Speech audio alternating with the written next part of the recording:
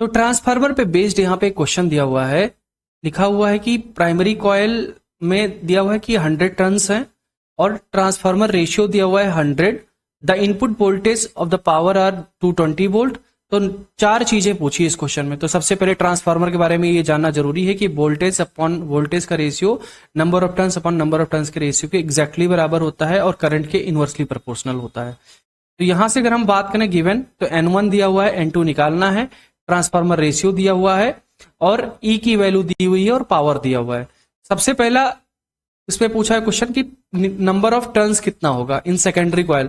तो number of turns in secondary coil होता है N2 डिवाइडेड बाई N1 बराबर K, और K की वैल्यू दे रखी है, that is transformer ratio, that is 100, और N2 अपॉन N1 करके इसे सॉल्व किया तो 10,000 आ गया, नंबर ऑफ टर्न्स 10,000 आ गया।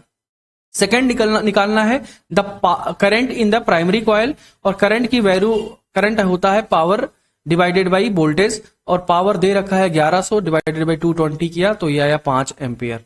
उसके बाद हमने voltage across the secondary coil निकालना था। तो वोल्टेज अपॉन वोल्टेज का ratio number of turns upon number of turns के रेशियो के बराबर होता है। तो यहां से जब हमने सॉल्व किया तो 22,000 वोल्ट आया था। उसके बाद लास्ट में पूछा गया है the current in the secondary coil. तो जो करंट होता है I2 अपॉन I1 बराबर N1 अपॉन N2 होता है, उल्टा रेशियो होता है, इसलिए 5 डिवाइडेड बाई 100 किया, क्योंकि 100 जो होता था ट्रांसफार्मर रेशियो दिया हुआ था, और यहां से 0.05 एम्पियर आया है। इसी तरीके से हमने चारों क्वेश्चन सॉल्व कर दिया और बहुत आसानी के साथ। आप इसको जरूर करके जाइए, एग्जाम में डायरेक्टली आप